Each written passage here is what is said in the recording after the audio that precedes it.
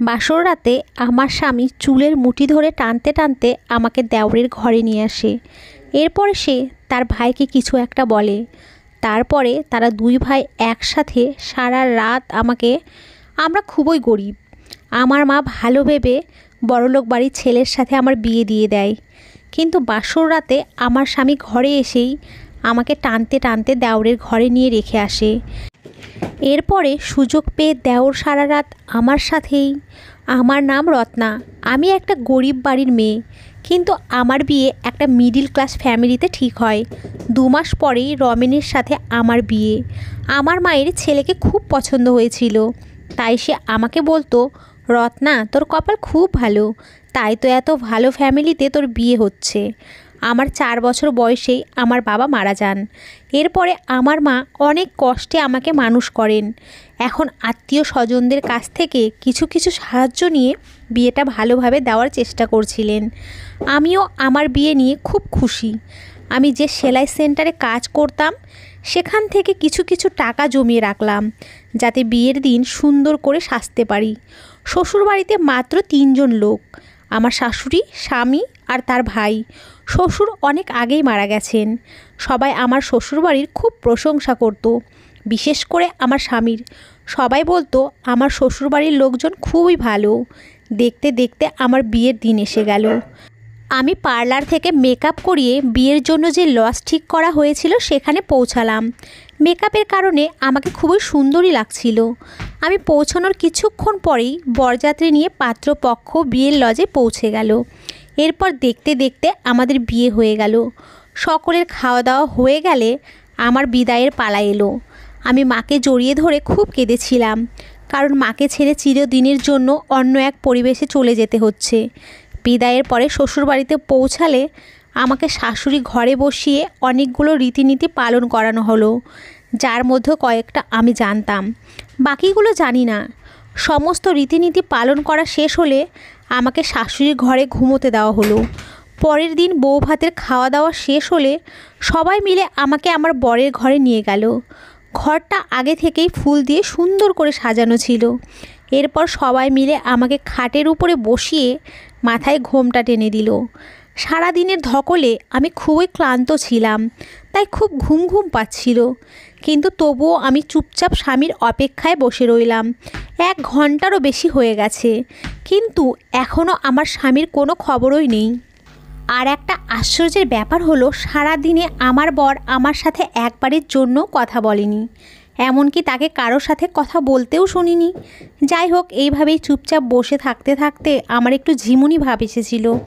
হঠাৎ দরজার আওয়াজে আমার ঘুম ভেঙে গেল। অবাক হয়ে এদিক ওদিক তাকিয়ে দেখলাম ঘরের মধ্যে কেউই নেই।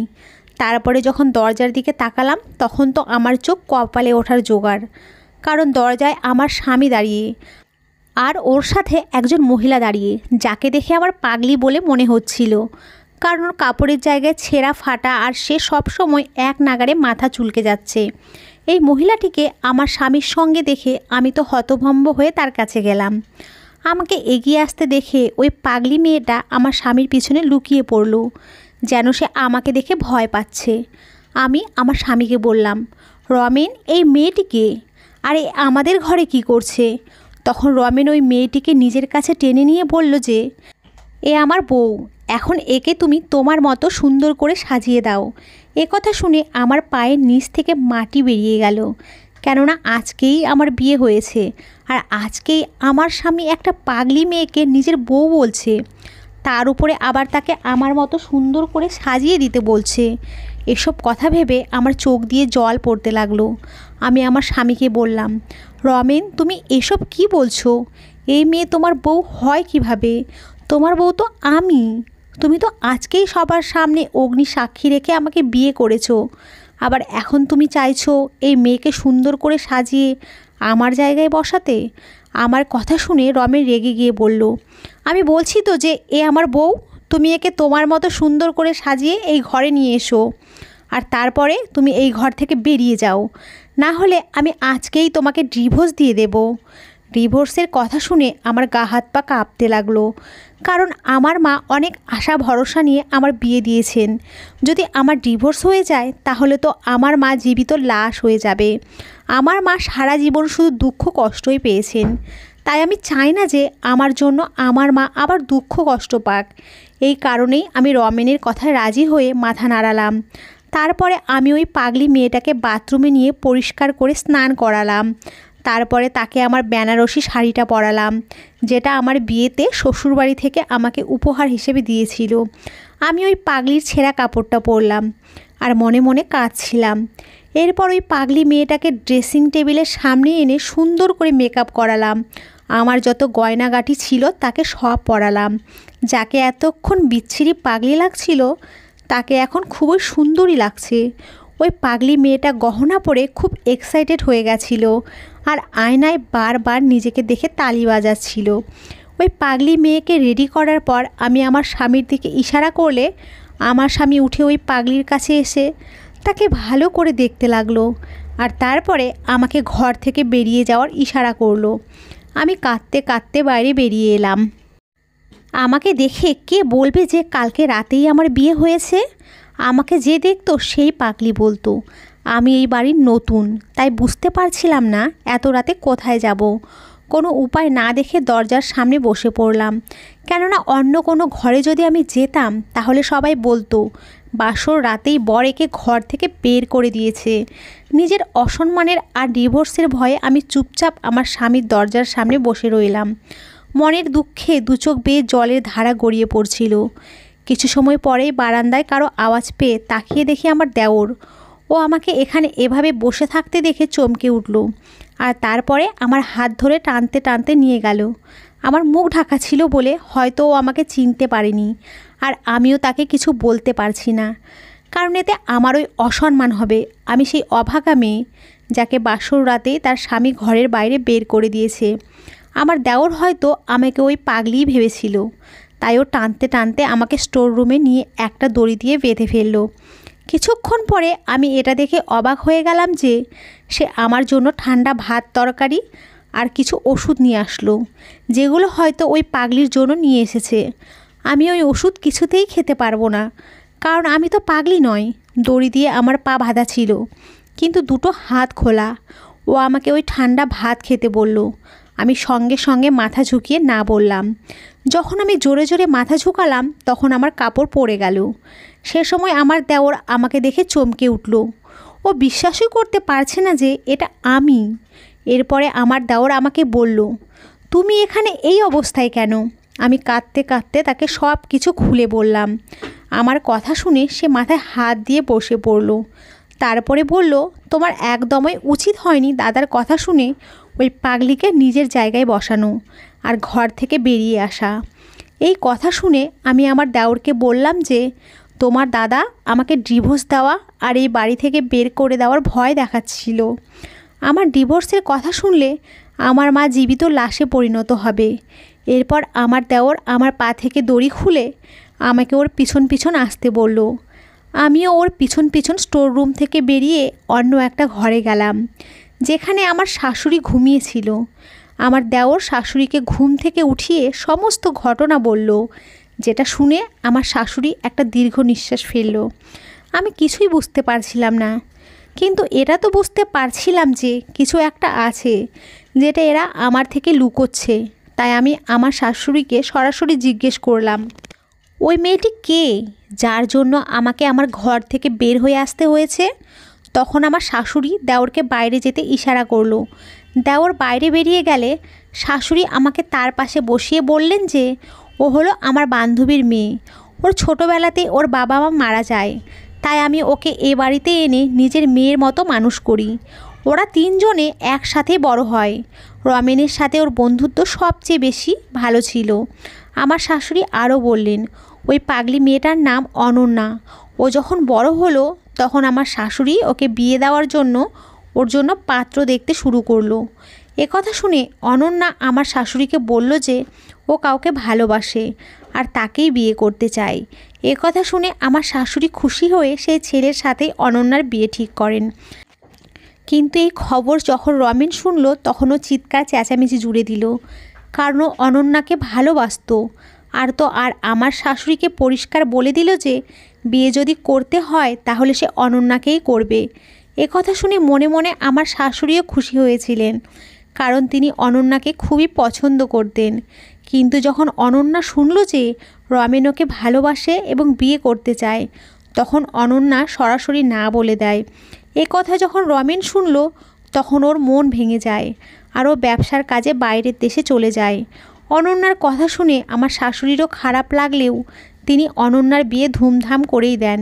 রমেন এতটাই দুঃখ পেয়েছিল যে ও অনন্যার বিয়েতেও আসেনি। বিয়ের মাত্র 6 মাস পরেই অনন্যা ফিরে আসে, কেননা সেখানে ও দুঃখ কষ্টে কেমন যেন পাগল হয়ে যাচ্ছিল। ওর স্বামী ওর সমস্ত গয়নাগাটি টাকা পয়সা নিয়ে পালিয়ে যায়। এরপরে আর তাকে খুঁজে পাওয়া যায়নি। খোঁজ খবর নিলে পরে জানা যায় অনন্যার সাথে ছেলেটির ফেসবুকে পরিচয়। ছেলেটি একটা ফ্রড। টাকা পয়সার লোভে সে অনন্যাকে বিয়ে করেছিল। এখানে ফিরে আসার পরে অনন্যা যখন জানতে পারে সে প্রেগন্যান্ট, তখন দুঃখে অনন্যা পাগলের মতো আচরণ করতে শুরু করে। এরপরে যখন ওর বাচ্চা নষ্ট হয়ে যায়, তখন অনন্যা পুরোপুরি পাগল হয়ে যায়। অনন্যার এই খবর যখন রমেন শোনে, ও তাড়াতাড়ি করে বাড়িতে ফিরে অনন্যার খেয়াল রাখতে শুরু করে। ও অনন্যাকে ভালো ডাক্তার দেখায়, কিন্তু ডাক্তার বলে দিয়েছিল অনন্যা হয়তো কখনোই পুরোপুরি ঠিক হবে না। একটা মাত্র সম্ভাবনা আছে, ওর সাথে যা যা হয়েছে তা যদি আবার রিপিট করা হয় তাহলে হয়তো ও ঠিক হতে পারে। ডাক্তারের এ কথা শুনে রমেন ওকে বিয়ে করার জন্য ব্যস্ত হয়ে পড়ে, কিন্তু আমার শাশুড়ি ওকে নিজের দিব্যি দিয়ে কোনো রকমে আটকে রাখেন। এইভাবেই 1 বছর কেটে গেল, কিন্তু অনন্যার কোনো উন্নতি দেখা গেল না। তাই আমার শাশুড়ি রমেনকে বোঝাতে লাগলো যে অনন্যা যখন 1 বছরেও ঠিক হয়নি, তখন কি এমন গ্যারেন্টি আছে যে ও বিয়ের পরে ঠিক হয়ে যাবে। অনন্যা খুবই পাগলামি করত, আর ওর ধারে কাছে কেউ ঘেঁষতে পারতো না। কয়েকবার তো কামড়ানোরও চেষ্টা করেছে, আর সুযোগ পেলেই বাড়ি থেকে পালিয়ে যেত। তাই আমরা ওকে দড়ি দিয়ে বেঁধে রাখতে বাধ্য হই। রমেনের এত চেষ্টার পরেও অনন্যা যখন ঠিক হলো না, তখন বাড়ির সবাই মিলে রমেনকে বুঝিয়ে শুনিয়ে বিয়ে দেয়। কারণ সবাই ভেবেছিল যে রমেন বিয়ে করলে হয়তো ওর মন থেকে অনন্যার প্রভাব কমে যাবে। আমার শাশুড়ি সব সময় চাইতো রমেন যেন বিয়ে করে সুখী হয়, কিন্তু রমেন অনন্যার পুরো জীবনের কথা মনে করানোর জন্য অনন্যাকে নিজের বাসর ঘরে নিয়ে আসে, যেটা তারা কেউই জানতো না। শাশুড়ির মুখ থেকে এই সমস্ত কথা শুনে কারেন্টের শক খাওয়ার মতো অবস্থা হলো আমার। কারণ আমাকে এমন একটা ছেলের সঙ্গে বিয়ে দেওয়া হয়েছে যে আগে থেকে অন্য কাউকে ভালোবাসে। আমরা গরিব, তাই হয়তো আমাদের সাথে এইসব করা যায়, কারণ তারা জানে যে আমরা কিছুই করতে পারবো না। এইসব কথা ভেবে ভিতরে ভিতরে কান্নায় আমার বুক ফেটে যাচ্ছিল। এরপরে আমার শাশুড়ি আমাকে নিয়ে আমার স্বামীর ঘরের দরজার সামনে এসে দরজা খুললে দেখতে পেলাম যে অনন্যা নতুন শাড়ি গহনা পরে মেঝেতে শুয়ে আছে, আর রমেন বিছানার উপরে বসে বসে কান্না করছে। রমেন ওর মাকে দেখে মার কাছে এসে মাকে জড়িয়ে ধরে কাঁদতে লাগলো। কান্না থামলে আমার শাশুড়ি রমেনকে বোঝাতে লাগলো যে সে আমার সাথে কি কি অন্যায় করেছে। এরপর রমেন আমার দিকে মাথা নিচু করে দাঁড়িয়ে আমার কাছে ক্ষমা চাইলো, আর আমার শাশুড়ি ঘুমন্ত অনন্যাকে ঘুম থেকে উঠিয়ে বুঝিয়ে শুনিয়ে নিজের সঙ্গে নিয়ে গেলেন। তারা যাওয়ার পরেই রমেন আমার কাছে আবারও ক্ষমা চেয়ে আমাকে এর কারণ বোঝাতে লাগলো, যেটা আমি আগেই আমার শাশুড়ির কাছ থেকে শুনে নিয়েছি। আমি বুঝতে পারলাম যে রমেন বিয়ে করতে চাইতো না, যাতে ও অনন্যার চিকিৎসা করিয়ে ওকে ঠিক করতে পারে আর ওকেই বিয়ে করতে পারে। কিন্তু বাড়ির সবাই জোর করে ওর সাথে আমার বিয়ে দিয়ে দেয়। রমেন নিজের দুঃখ আমার সাথে শেয়ার করলে আমি ওকে বললাম, আমি সব সময় তোমার সাথেই আছি। আমার নিজের উপর বিশ্বাসও ছিল যে আমি ওর মনে আমার জন্য জায়গা করে নিতে পারবো। এইসব কথা না তো আমি আমার মাকে না অন্য কাউকে বলতে পারতাম, কিন্তু এখন আমি অনন্যার সাথে নিজের বোনের মতো ব্যবহার করতে শুরু করেছি। ওর খাওয়া দাওয়া যত্ন আত্তি করতে শুরু করি। ধীরে ধীরে বাড়ির সকলের সাথে সাথে রমেনের মনেও আমার জন্য জায়গা তৈরি হয়, যেটা আমার স্বামীর আমার সাথে মিষ্টি মিষ্টি কথা শুনেই বোঝা যেত। এত চেষ্টার পরেও অনন্যার অবস্থার কোনো উন্নতিই হচ্ছিল না। ওর ডাক্তার এবং ওষুধ চেঞ্জ করেও দেখা হয়েছে, কিন্তু কোনো ফল পাওয়া যায়নি। তবুও রমেন মনে প্রাণে আশা করতো অনন্যা ভালো হবে। তাই আমি দিনরাত পরিশ্রম করতাম, ওকে নিয়ে ডাক্তারের কাছে চেক আপ করাতে নিয়ে যেতাম। কিন্তু অনন্যার অবস্থার কোনো উন্নতিই তো হয়নি, উল্টে ধীরে ধীরে অনন্যার অবস্থা খারাপ হতে শুরু করে। ও এখন সারাদিন বিছানাতেই শুয়ে থাকে।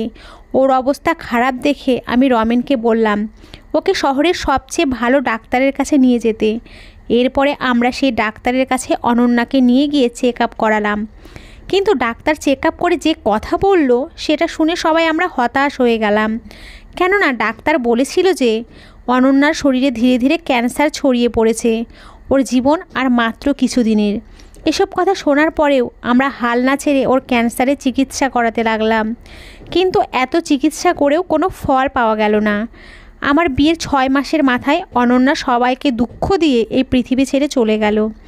সেই ছেলেটার উপর আমার খুব রাগ হতো, যার কারণে অনন্যার এই অবস্থা। ওই ছেলে পৃথিবীর যেখানেই থাকুক না কেন জীবনে কখনো সুখী হতে পারবে না। ওই ছেলেটা যদি লোভের বশে অনন্যার জীবন নিয়ে ছিনিমিনি না খেলতো, তাহলে অনন্যা এখন ছেলে মেয়ে নিয়ে সুখে শান্তিতে ঘর সংসার করত। কিন্তু আমরা যেমনটা ভাবি সেরকমটা সবসময় হয় না, কারণ বিধাতা যার কপালে যা লিখে দিয়েছেন সেটাই হয়। অনন্যার সাথেও সেটাই হয়েছিল, যা বিধাতা ওর কপালে লিখে দিয়েছিলেন, যার দুঃখ আমাদের সারা জীবনেও শেষ হবে না। এখন অনন্যা নেই, তাই রমেনের জীবনে শুধুমাত্র আমিই ছিলাম। ধীরে ধীরে রমেনের মনে অনন্যার প্রভাব কমে গেল, কিন্তু আজও ও মাঝে মাঝে ও অনন্যার কথা মনে করে, কারণ অনন্যা ওর প্রথম ভালোবাসা। অনন্যাকে পাওয়ার সব রকম চেষ্টাই রমেন করেছিল, কিন্তু অনন্যা ওর ভাগ্যে ছিলই না। রমেন এখন বুঝতে পেরেছে যে বিধাতা যার জন্য যাকে তৈরি করেছে সে তাকেই পাবে। হয়তো বিধাতা রমেনের সাথে অনন্যার মিলন লেখেনি। অনন্যা মারা যাওয়ার 2 মাস পরেই রমেন আমার সাথে নতুন করে জীবন শুরু করে, আর কিছুদিন পরেই আমি প্রেগনেন্ট হয়ে যাই। তারপরে 9 মাস পরে আমি সুন্দর দেখে একটা মেয়ের জন্ম দিই। রমেন আমাদের মেয়ের নাম অনন্যা রেখেছে, আর ওকে দেখলেই রমেনের মন খুশিতে ভরে উঠত। এখন অনন্যা আমাদের মধ্য নেই, কিন্তু আমাদের হৃদয়ে সে এখনও বেঁচে আছে। তো বন্ধুরা, আজকের এই গল্পটি এই পর্যন্তই। গল্পটি যদি ভালো লেগে থাকে তাহলে অবশ্যই একটি লাইক দিয়ে আমাদের পাশে থাকবেন। সকলে খুব ভালো থাকবেন, সুস্থ থাকবেন এবং হাসি খুশি থাকবেন। নমস্কার, সবাইকে অনেক অনেক ধন্যবাদ।